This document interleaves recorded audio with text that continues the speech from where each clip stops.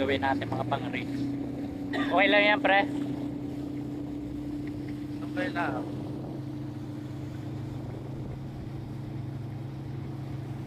Okay, yun nga po pala.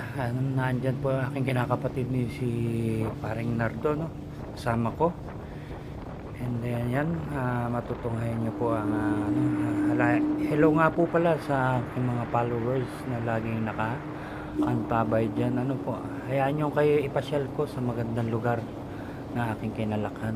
Ayan, makikita nyo kung gaano kaganda yung aking pupuntahan na kasama ang aking kinakapatid si paring Nardo. At yan, umakit na tayo. Itutur ko nga po pala kayo dito sa isang yate. Ano, ayan po yung taas.